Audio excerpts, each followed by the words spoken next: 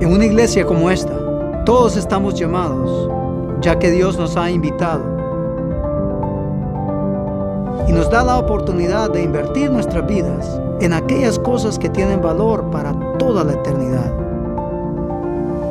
Iglesia Berea existe para glorificar a Dios y presentar a cada persona completa en Cristo.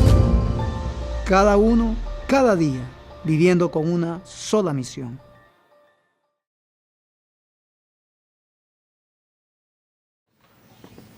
San Juan, capítulo 2, versículo 13. Y seguimos con la serie del Evangelio de San Juan. El próximo domingo, si Dios lo permite, el pastor Mark Mattinson va a estar con nosotros y va a dar capítulo 3. Él se va a enfocar en todo el capítulo 3. Si le toca una semana o 2 semanas, él se va a enfocar en todo el capítulo 3. Así que estamos contentos por esto, ¿verdad? Leemos en el nombre del Padre, del Hijo y del Espíritu Santo. Estaba cerca la Pascua de los judíos y subió Jesús a Jerusalén. Y halló en el templo a los que vendían bueyes, ovejas y palomas, y a los cambistas ahí sentados. Y haciendo un azote de cuerdas, echó fuera del templo a todos, y las ovejas y los bueyes, y esparció las monedas de los cambistas, y volcó las mesas. Y dijo a los que vendían palomas: quitad de aquí esto, y no hagáis de la casa de mi padre casa de mercado. Entonces se acordaron sus discípulos de lo que estaba escrito: el celo de tu casa me consumió.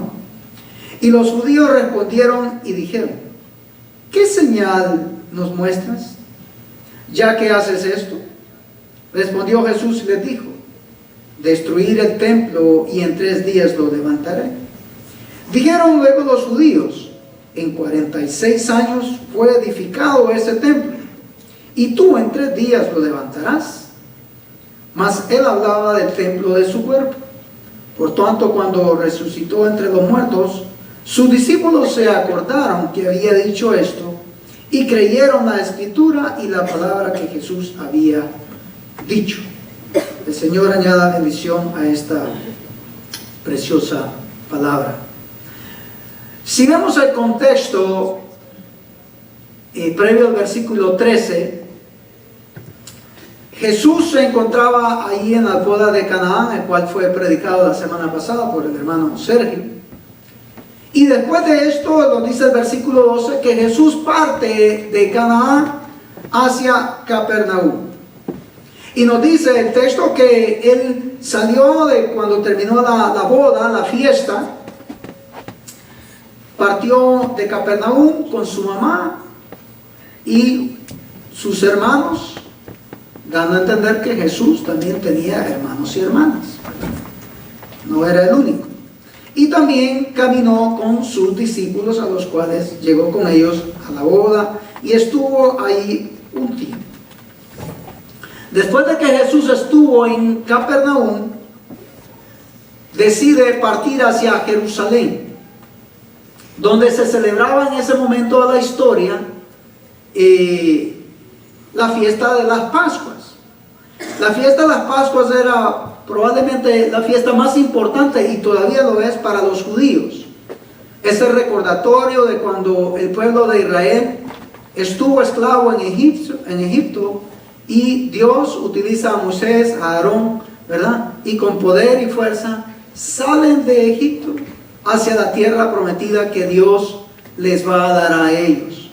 Así que, entendiendo este contexto, y según la ley, todos los varones que vivían alrededor de 25 kilómetros alrededor de Jerusalén, tenían que acudir a la fiesta de las Pascuas. La fiesta de las Pascuas, si usted recuerda también en el Antiguo Testamento, en el libro de Éxodo, era ese recordatorio, ¿verdad?, donde pusieron la sangre alrededor de los dinteles de las puertas, y el ángel de la muerte pasó y sobrevivieron los primogénitos de los judíos, no así los primogénitos de los egipcios.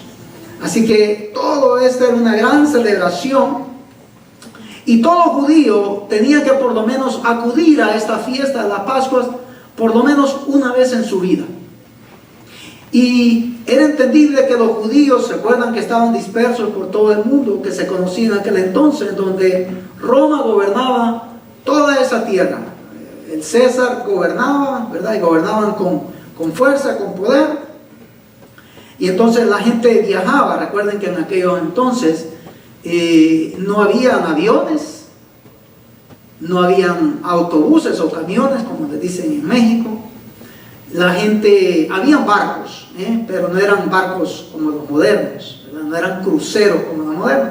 Entonces se tardaba la gente en llegar. Y ponga su mente a trabajar cómo esta gente viajaba. Muchos caminaban, muchos en caballo, en burrito, ¿verdad? Llegaban hasta Jerusalén y la gente estaba motivada. Era un gran evento. Se cree que cada vez que esta fiesta de la Pascua se daba en Jerusalén, cerca de 2 millones de personas podían llegar a esta ciudad de Jerusalén. Es curioso que el Evangelio de Juan es el único que muestra a Jesús llegando a 3 fiestas de la Pascua en todo lo que va el Evangelio de San Juan. Los otros 3 evangelios, Mateo, Marcos y Lucas, se enfocan más en el ministerio de Jesús en Galilea, mientras que Juan se enfoca más en Jerusalén. Y no es que se contradigan el uno con el otro, sino que simplemente Juan se enfoca no como por ejemplo Mateo y los otros en una forma cronológica, sino más bien Juan presenta su evangelio para demostrar de que Jesús es el Mesías. Y hay veces, aún lo vamos a ver aquí en este pasaje, donde Juan hay veces redacta algunas cosas que sucedieron al final del ministerio de Jesús, aquí al principio.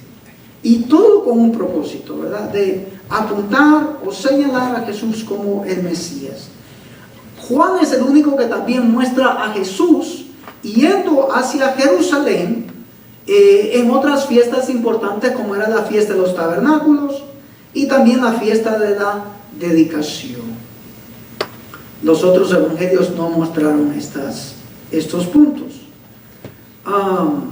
Es interesante entonces, al estudiar este pasaje, el capítulo 2 nos muestra cuando Jesús llega al templo, en el capítulo 2, versículo 13, y es donde vemos esta enseñanza aquí, donde Jesús purifica el templo, o la casa de Dios. Aquí atrás tenemos... quise poner esto para que tuviéramos una idea más o menos cómo era el templo de Jerusalén. Este templo se conocía al principio como el templo de Salomón, ¿verdad? Hoy en día este templo ya no existe, solo existe lo que se conoce como el muro de los lamentos, ¿verdad? Por 49 años, como dice aquí el texto, Herodes, el rey Herodes, decide reconstruir este templo, ¿verdad? Pero en el año 70 el templo fue destruido totalmente. Y vamos a medida que vaya avanzando, voy a decirles algunas porciones importantes que relata aquí el texto que estamos tratando hoy. Así que en primer lugar, nos dice el texto que, versículo 13, estaba cerca la Pascua de los judíos y Jesús sube a Jerusalén. Y cuando él llega al templo, encuentra que el templo era como un mercado. Era como un mercado. Y Jesús se enoja. La pregunta que les haría a ustedes: ¿por qué se enoja Jesús? ¿Por qué se enoja Jesús? Y imagínese usted que usted le diga a sus hijos: bueno, ustedes quédense en casa y papá y mamá nos vamos a ir unos cuantos días de vacaciones, nos vamos a ir por ahí. Y regresan y encuentran la casa, como dicen en Honduras, patas arriba. Encuentran que las ventanas fueron quebradas, que los vecinos de ahí vieran la grande fiesta que hacían aquí hasta las 3, 4 de la mañana sus hijos. ¿Cuál sería su reacción? Y estamos hablando a menor escala, lo que les estoy diciendo, ¿verdad? Creo que su reacción sería de molestia, ¿verdad? De molestia. Estarían muy enfadados o enojados. Pues pongamos eso a mayor cantidad, ¿verdad? Viendo a Jesús, que siendo Dios en la carne, Emmanuel, Dios con nosotros, Él va al templo. Y la reacción de Jesús, nos dice el texto, que Él hace con un azote, ¿verdad?, de cuerdas, y comienza a darle duro a aquellas personas que estaban ahí. ¿Por qué se enojó Jesús? 3 factores importantes. Uno, ya lo mencioné al principio. La fiesta de la Pascua era un recordatorio muy significante para el pueblo judío. Era un momento de, como cuando tomamos la Santa Cena, ¿verdad? Y leemos, hacer esto en memoria de mí, ¿verdad? Es un momento solemne. Y tanto este templo que fue construido, que estaba allá en Jerusalén, como al estar aquí nosotros en Iglesia Berea o en cualquier templo donde se predica la palabra del Señor, es un lugar solemne, es un lugar de paz, es un lugar donde venimos a dar reverencia a Dios, es un lugar donde podemos tener comunión unos con otros.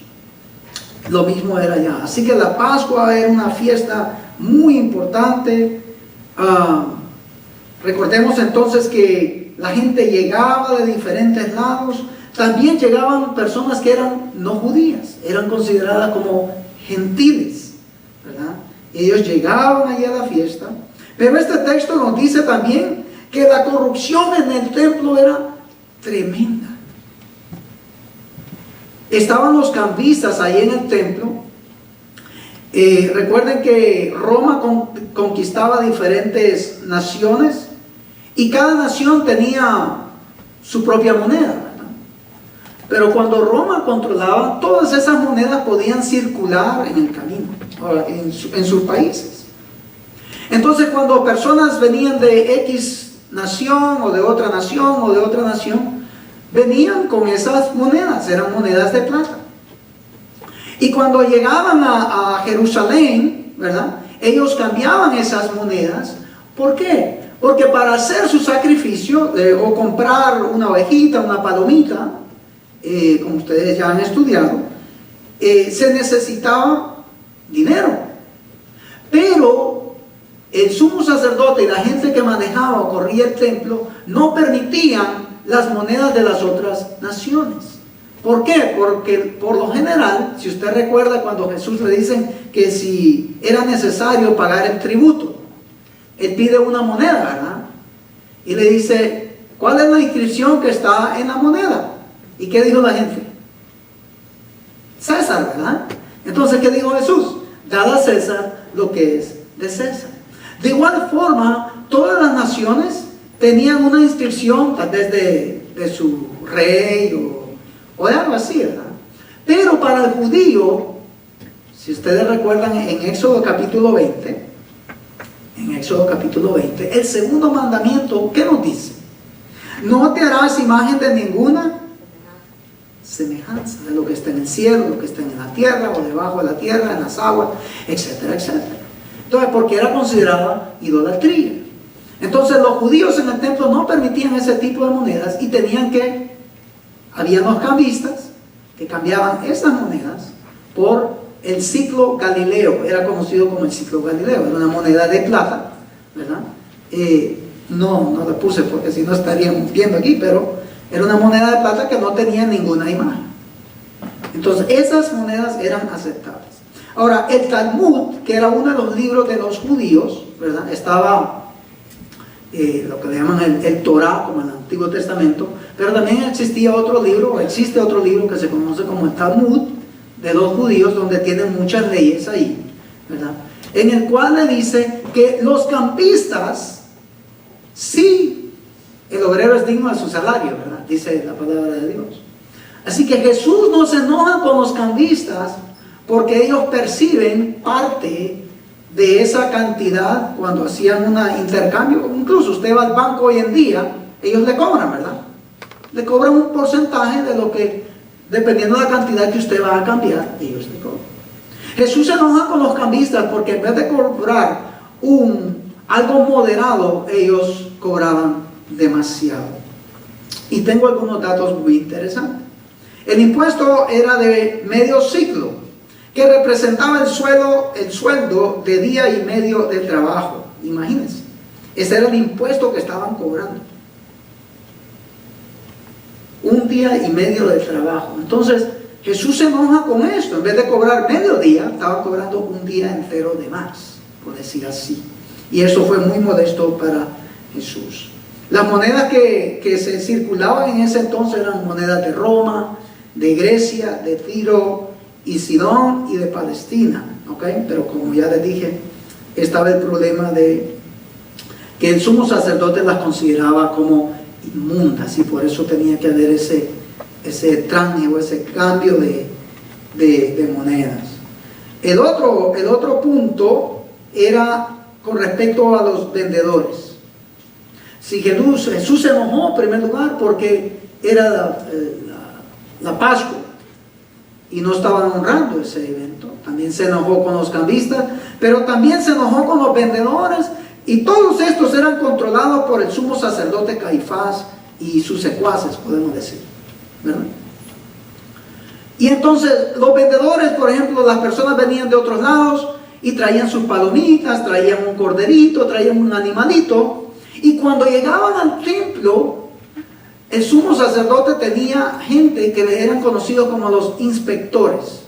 Ellos inspeccionaban si el ovejito, la palomita, la oveja, estaban sanos o no. Pero la trampa era que estos inspectores eran una mafia completa, ¿verdad? Y entonces decían, no, el animalito no sirve. Imagínense. Y entonces, ¿qué opción tenían ellos? Venían a presentar su ofrenda a Dios. Y sin embargo el inspector le decía, su ofrenda no sirve.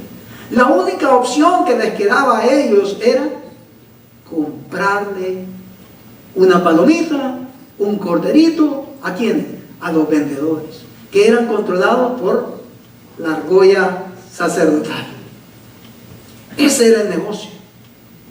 Ese era el negocio. Y vendían los animales a precios muy altos también. ¿Dónde se daba todo esto? Bueno, aquí tengo unas notas mías, vamos a ver para atrás. Esas ventas se daban aquí está este muro, ¿verdad? Todo alrededor del templo. Entonces, esta parte de aquí, ¿ven este murito aquí? Entonces, esta parte de aquí es donde se daban todas las ventas acá o por acá. Era un lugar bastante amplio para que este lugar es conocido como el atrio de los gentiles. Todo esto. El atrio de los gentiles es, en otras palabras, el atrio donde personas no judías podían estar ahí, ¿verdad? Pero ahí llegaba todo el mundo, y por ahí para entrar al templo tenían que pasar por ahí. Aquí había unas puertecitas, te las ves las puertecitas aquí, y por el otro lado también, ahí la ven, ¿eh? Entonces, los gentiles no podían pasar de este muro que está aquí, solamente los judíos. Este era el lugar santísimo, aquí solamente entraba el sumo sacerdote. Aquí en esta área, aquí, esa era el área conocido como el atrio de las mujeres.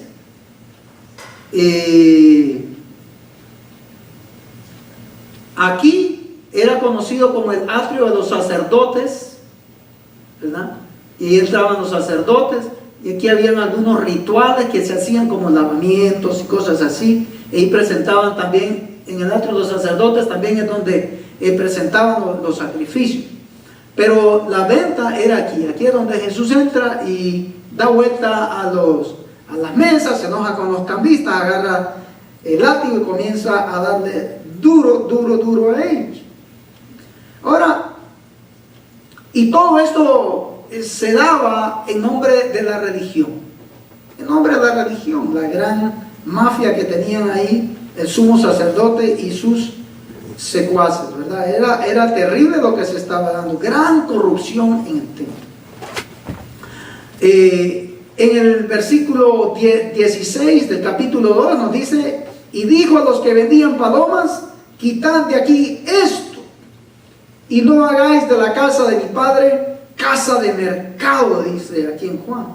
En Mateo dice cueva de ladrones, en Mateo 21:13, y en los otros evangelios la palabra que utiliza es cueva de ladrones. Es un lenguaje fuerte el que Jesús estaba utilizando allí, porque se estaba dirigiendo directamente a las autoridades del templo, porque todo lo que Jesús dijo allí llegó a los oídos del sumo sacerdote. Por eso Jesús era odiado también, porque vino a señalarlos, a desmentir o a mostrar toda la gran falsedad que se estaba dando ahí en el templo. Y hermanos, tengo que decir esto con mucha pena, pero estas falsedades, este mercadeo, también se da hoy día, en el 2018, en algunos lugares donde se proclama el nombre del Señor. Es triste, pero esa es una verdad. De ver que el templo se ha convertido en un negocio. En un negocio, podemos decir. Es lamentable. En el versículo 17 en adelante podemos ver la reacción de dos grupos: la reacción de los discípulos de Jesús y la reacción de los judíos. Versículo 17 de San Juan 2 nos dice lo siguiente: entonces se acordaron sus discípulos que está escrito: el celo de la casa me consume. Y los judíos respondieron y le dijeron: ¿qué señal nos mostrarás, ya que haces esto? Respondiendo Jesús les dijo: destruir este templo, y en 3 días lo levantaré. Y dijeron luego los judíos: en 46 años fue edificado este templo, y tú en 3 días lo piensas levantar, o lo levantarás. Mas él les hablaba del templo de su cuerpo. Lo vamos a dejar ahí y luego pasamos al versículo 22. Aquí podemos ver que tanto los discípulos de Jesús como los judíos, los cuales, cuando habla de los judíos, más que todo se refiere a ese gremio religioso, ¿verdad? El sumo sacerdote y otros sacerdotes que estaban ahí en el templo, y aquellos que a ellos habían puesto para servir en el templo en todos estos lugares, como vendedores, como inspectores, como cambistas, etcétera, etcétera. Y Juan habla de esto. En primer lugar nos dice con respecto a sus discípulos. ¿Qué sucedió con los discípulos acá? Dice que, y aquí es donde Juan inserta algunas cosas. Recuérdense que Juan fue el último de los discípulos que quedó con vida, casi allá cerca del año 100. Entonces tuvo más tiempo para analizar los otros evangelios, podemos decir, y guiado por el Espíritu Santo, la forma que él interacta en su escrito, en el escrito del evangelio. Y él coloca algunas cosas que no habían sucedido todavía acá, porque como él tuvo más tiempo, entonces él mete estos escritos o estos eventos que ocurrieron, y por eso hay algunos que se pueden confundir, y lo vamos a ver en el versículo 22 específicamente. ¿Ok? Entonces podemos ver que los discípulos, dice, se acordaron de las enseñanzas que algún día habían de recibir ellos con respecto a este tema. Y lo que le viene a la mente a ellos entonces, cuando ven la actitud de Jesús con este celo enojado y dándole vuelta a las mesas, lo que se le viene a la mente a ellos, una revelación, podemos decir, que tienen por parte del Espíritu Santo, es el Salmo 69, versículo 9, el cual dice así: porque me consumió el celo de tu casa. Y los denuestos de los que te vituperan cayeron sobre mí. Váyase usted a Lucas capítulo 24. Lucas 24, ahí rapidito. Solo tiene que darle medio la vuelta a la página ahí. Versículo 36. Dice, mientras ellos aún hablaban de estas cosas, Jesús se puso en medio de ellos y les dijo, paz a vosotros. Entonces, espantados, aterrorizados, pensaban que veían espíritu. Pero Él les dijo, ¿por qué estáis turbados? Y vienen a vuestro corazón estos pensamientos. Y Jesús le muestra las manos y sus pies. Dice, yo mismo soy, palpad y ved. Porque un espíritu no tiene carne, ni huesos, como podéis ver. Y diciendo esto, le mostró las manos y los pies. Y como todavía ellos de gozo no lo creían y estaban maravillados, les dijo, ¿tenéis aquí algo de comer? Entonces le dijeron, parte de un pez asado y un panel de miel. Y él lo tomó y lo comió delante de ellos. Y les dijo, estas son las palabras que os hablé, estando aún con vosotros, que era necesario que se cumpliese todo lo que está escrito de mí en la ley de Moisés, en los profetas. ¿Por qué les leo este pasaje de Lucas 24? Porque es precisamente para que ustedes puedan ver cómo algunos eventos se estaban dando en la vida de Jesús, y a medida se iban dando algunos de estos eventos, el Espíritu Santo los ilumina a ellos con palabras del Antiguo Testamento, como lo vemos en el Salmo que les leí, Salmo 69, 9, donde habla, porque me consumió el celo de tu casa. Entonces, los discípulos caminaron con Jesús, andaban con Jesús y miraban algunas cosas en Jesús que les recordaba a ellos algunas cosas que estaban escritas ya en el Antiguo Testamento, y podían ver con claridad que la palabra entonces se estaba cumpliendo en ese momento delante de ellos. Ese es el punto que quería tocar ahí, para que podamos tener un poquito de contexto. El otro grupo que reaccionó ante la actitud de Jesús cuando llegó al templo fueron los judíos. Y le preguntaron, ¿con qué derecho, con qué autoridad tú haces esto? Mire lo que dice ahí el versículo 18. Y los judíos respondieron y le dijeron, ¿con qué señal nos muestras, ya que haces esto? Y entonces Jesús le responde de una forma muy interesante y le dice, destruir este templo que está ahí, ¿verdad? Ellos creen que está hablando directamente en una forma literaria de este templo, y en sí el templo fue destruido en el año 70. Le costó casi 47 años para construir ese templo. Pero Jesús le dice, ese templo va a ser construido o restaurado en 3 días. Y es donde dice, esto es imposible, si tardó 46 años, casi 47 años. ¿Cómo tú lo vas a construir en 3 días? Pero Jesús no estaba hablando de una forma directa de este templo. Estaba hablando de su cuerpo, estaba hablando de su resurrección. Y en ese momento de la historia, los discípulos, Jesús les había dicho que iba a morir, que iba a padecer, pero que también iba a ser resucitado. Pero hasta este momento todavía no había sucedido. Y para los discípulos también escuchar estas palabras tuvo que haber sido algo bien duro, bien difícil. ¿Por qué? Porque no había sucedido. Porque no había sucedido. Y le dice, ¿qué señal nos vas a mostrar entonces? Porque los judíos tenían un concepto, el conocimiento del Antiguo Testamento, de que el Mesías iba a venir y iba a ejecutar algunas señales y prodigios. Y también han de haber entendido el Salmo 69, versículo 9, sobre el celo de la casa de Dios.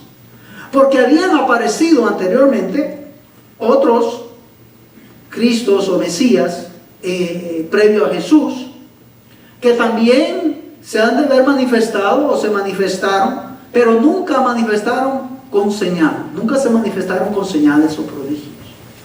Y entonces a Jesús le dicen aquí: ¿qué señal nos vas a dar tú de que tú eres el Mesías? Y es donde Jesús le dice: la señal que ustedes van a tener es que el templo va a ser reconstruido en 3 días. En 3 días. Para ellos fue algo absurdo. El versículo 19 lo dice: destruir este templo y en 3 días lo levantaré. Esa va a ser la señal. Y le dijeron luego los judíos: en 46 años fue edificado este templo y tú lo vas a construir en 3. ¿Qué tipo de señal es esa? Es imposible. Pero Jesús se refería a su cuerpo. Ellos entendían que el templo ahí en Jerusalén era el lugar donde todo el mundo llegaba a adorar. ¿A quién? A Yahweh, a Dios. Era el lugar de referencia para el pueblo judío. Pero me viene a mi mente aquel pasaje, ¿recuerdan ustedes? De Jesús con la mujer samaritana, donde Jesús le dice: mujer, créeme que ahora viene cuando ni en este monte, que era Samaria, ni en Jerusalén adoraréis ¿a quién? Al Padre. Y básicamente lo que Jesús está diciendo: no se necesita adorar al Padre en este lugar. Va a llegar un momento donde no se necesita que todo el mundo llegue a este lugar, sino que vosotros podéis adorar al Dios de los cielos, al Creador del cielo y de la tierra, en cualquier lugar donde vosotros os encontréis. Esa era la idea. Esa era la idea. La religión mata. Y las religiones utilizan rituales, utilizan lugares específicos. Por ejemplo, al igual que en este tiempo la historia de los judíos que tenían que llegar a Jerusalén para recibir una bendición, podemos decir. En el mundo de los musulmanes, por lo menos una vez en su vida, el musulmán tiene que ir a la Meca, allá en Arabia Saudita. Por lo menos una vez en su vida tienen que ir ahí, como un acto de obediencia. Y todo eso es religión. Todo eso es religión. Y Jesús, cuando le da vuelta a las mesas y se enoja ahí, está diciendo: esto queda obsoleto, esto ya no sirve. Y como dijo Juan el Bautista: he allí el Cordero de Dios que quita el pecado del mundo. Los ojos ya no se iban a enfocar en un lugar, sino que en una persona. Y esa persona es ¿quién? Jesucristo. Jesucristo. Vámonos al versículo 22 y con esto lo amarramos. San Juan 2, 22 nos dice Juan acá: por tanto, cuando resucitó, aquí está hablando de tiempo, ¿ok? Recuerden que el relato se da en Jerusalén, en el tiempo de la Pascua. Jesús todavía no ha muerto. Pero aquí Juan, inspirado por el Espíritu Santo, se mete este versículo 22 en donde dice Juan: por tanto, cuando resucitó Cristo de entre los muertos, damos a entender de que Jesús ya había padecido, muerto, sepultado y resucitado. Dice aquí: cuando resucitó entre los muertos, sus discípulos se acordaron que había dicho ¿qué cosa? ¿Qué cosa? Que en 3 días iba a reconstruir el templo. ¿Verdad? Jesús resucitó al 3er día. Y luego dice ahí el versículo 20: y creyeron a qué? A la escritura y las palabras que Jesús había dicho. ¿Cuándo? Allí, cuando Jesús estaba en el templo precisamente. Entonces Juan inserta o mete el versículo 22 dentro de este contexto que estamos leyendo aquí ahorita, de la purificación del templo. Usted no va a encontrar esto en los otros evangelios, porque Juan fue el último en quedar, inspirado por el Espíritu Santo, es el que permite que él escriba esto para que nosotros podamos verlo con claridad, de que Jesús verdaderamente es Dios, pero también el Mesías. Todo esto ocurrió tiempo después. Y le dice, y creyeron a la Escritura. La Biblia nos dice que nuestros cuerpos, su cuerpo, mi cuerpo, son templo y morada del Espíritu de Dios. Y así como en este templo, que vemos la foto ahí, Jesús tuvo que reaccionar y tuvo que, como decimos nosotros, limpiar la casa. ¿Será que hay algo en tu vida? Ya somos cristianos, tal vez usted es nuevo, tal vez usted está buscando de Cristo, Dios lo está llamando, usted siente la gracia de Dios, siente su amor. Pero ¿será que hay algo o habrá algo en nuestra vida, en este templo, de carne y de hueso, imperfecto en muchas formas? Pero ¿será que habrá algo en nuestra vida que necesita ser echado fuera? ¿Será que hay algo en nuestra vida, en este cuerpo, que nosotros entendemos por fe? Al creer en Jesucristo como Señor y nuestro Salvador, creemos que Jesús murió, creemos que Jesús padeció, creemos que Jesús resucitó, al igual que estos discípulos. Pero ¿será que hay algo en nuestra vida que no le agrada al Señor? Pueda que sea enojo, estarás enojado con alguien. ¿Será que hay algo en tu vida, hay rencor, hay malestar? ¿Será que estás ofendiendo? ¿Será que alguien te ha ofendido y no estás dispuesto a perdonar? Yo no conozco su vida al 100%. Pero aquel que le dio vuelta a las mesas, aquel que se enojó con los cambistas, con los líderes religiosos de su tiempo, ¿será que como iglesia Berea, será que nos hemos vuelto insensibles como los religiosos del tiempo de Jesús, con la actitud hacia el templo, o a este lugar, o a este santuario también? ¿Será? ¿Podría ser? Tal vez. Solo usted lo sabe. En su actitud hacia la casa de Dios, en su actitud hacia los mandamientos del Señor que nos da para honrarle a Él.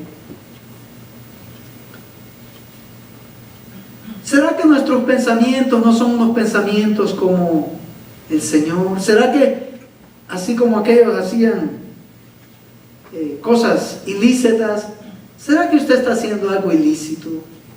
No sé. ¿Será que aquellos que hacían trance ahí en el templo, será que la iglesia también lo hace? ¿O el individuo que dice que ama a Jesús también lo hace? No lo sé.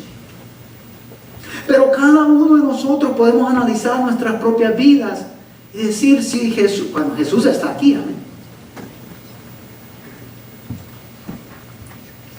¿Cuál será la actitud del Señor cuando ve nuestra vida?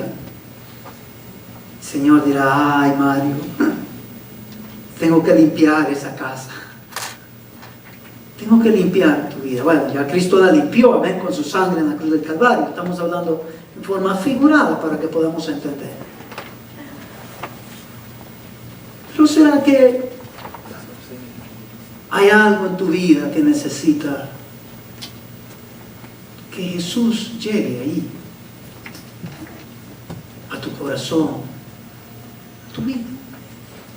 ¿Será que tú necesitas que Jesús haga algo en tu vida?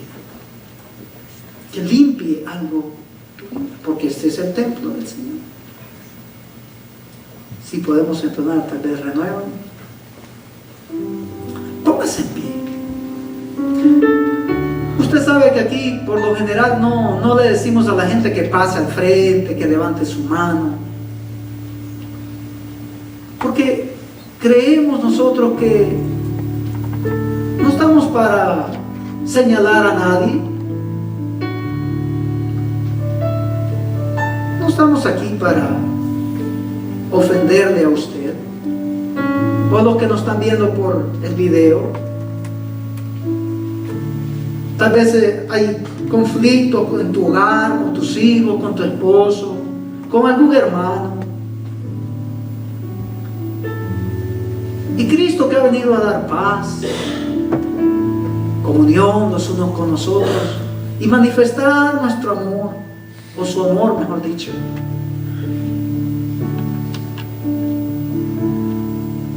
Y hemos saboteado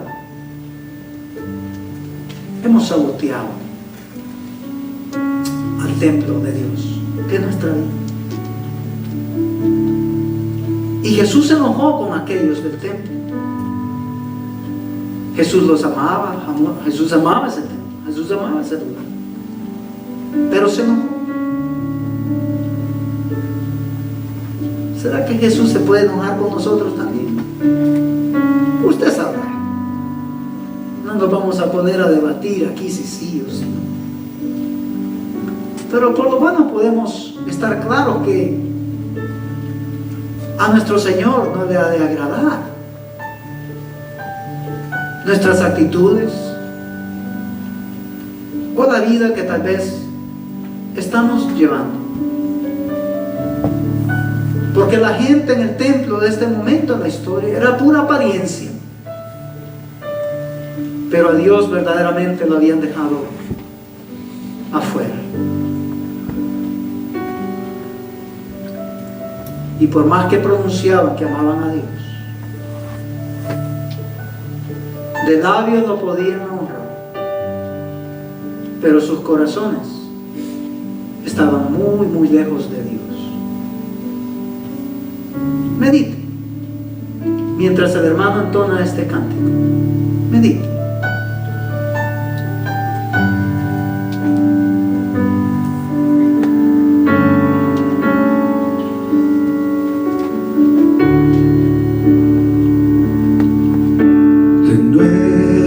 Renuévame, Señor Jesús. Ya no quiero ser igual.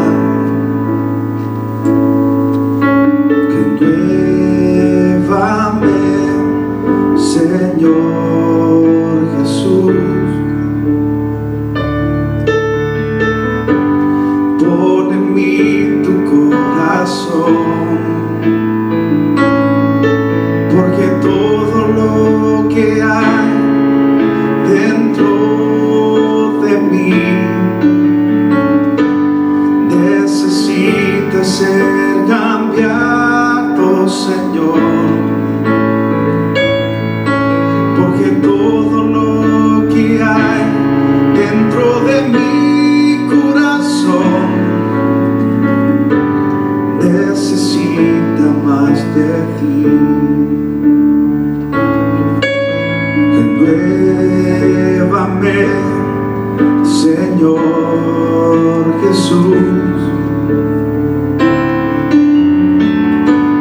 Ya no quiero ser igual.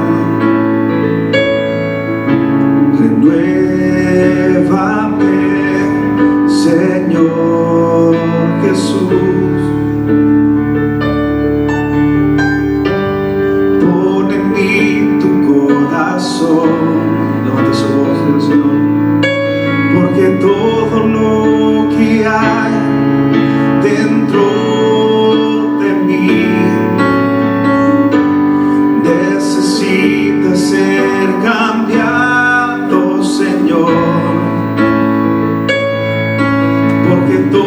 lo que hay dentro de mi corazón necesita más de ti, porque todo lo que hay dentro de mí necesita ser cambiado, Señor, porque todo lo que hay dentro de mi corazón necesita más de ti. Señor, venimos delante de ti reconociendo que somos necesitados de ti, Señor. Te pedimos perdón por nuestras faltas, por nuestros pecados, y porque muchas veces, Señor, este templo que tú nos has dado, no nos santificamos más y más. Nos dejamos llevar por las cosas de este mundo, Señor. Nos dejamos atraer por las cosas de este mundo. Y muchas veces caemos en la monotonía, domingo tras domingo, domingo. Caemos en la religiosidad. Y eso a ti no te agrada, Señor. Tú has venido a darnos vida y a darnos vida abundante. Tú eres más que la religión. Tú eres más que la monotonía del domingo tras domingo. Es más, podría decir que es peligroso caer en la religiosidad, en la monotonía. Ayúdanos, Señor, a honrarte, a amar a nuestros hermanos, a servirte a ti como tú nos mandas. Señor, cualquier cosa que haya en nuestra vida, nuestro corazón, nuestros pensamientos, clarifícalos, límpialos, renuévanos. Tuya la gloria, tuya la honra. En el nombre del Padre, del Hijo y del Espíritu Santo. Amén.